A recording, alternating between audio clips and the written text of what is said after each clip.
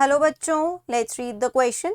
So the question over here says, write a few steps to reduce consumption of coal and petroleum. So students यहाँ question में क्या बोल रहे हैं? Question में बोल रहे हैं कि कोल एंड पेट्रोलियम के यूसेज को कम करने के लिए कुछ हमें यहाँ पर स्टेप्स बताने हैं, ठीक है? So the key concept over here is that coal and petroleum are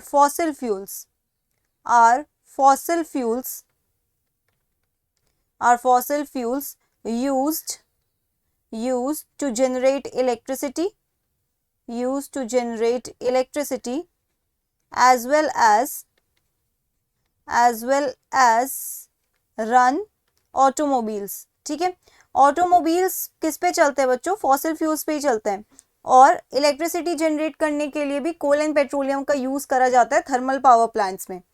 सो बच्चों यहाँ पे इनके कंजप्शन को रिड्यूस करने का एक सबसे बेस्ट मेथड है कि आप इनके कंजप्शन को रोको, ठीक है, इनके यूसेज को रोको, जो जिसके लिए इन्हें यूज करा जाता है, दैट इज ऑटोमोबाइल्स और इलेक्ट्रिसिटी को, इसके कंजप्शन को कम से कम कर दो.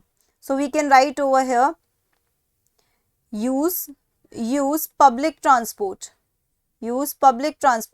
इससे क्या होगा? एक ही व्हीकल में बहुत सारे लोग जा पाएंगे rather than using many vehicles, तो कम से कम ऑटोमोबाइल्स चलेंगे. Use public transport. Second method आप क्या एम्प्लॉय कर सकते हो? Second can be switch off lights and other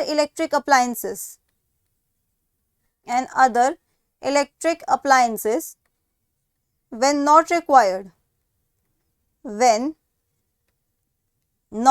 required. ठीक है बच्चों. You can also use bicycles over short distances.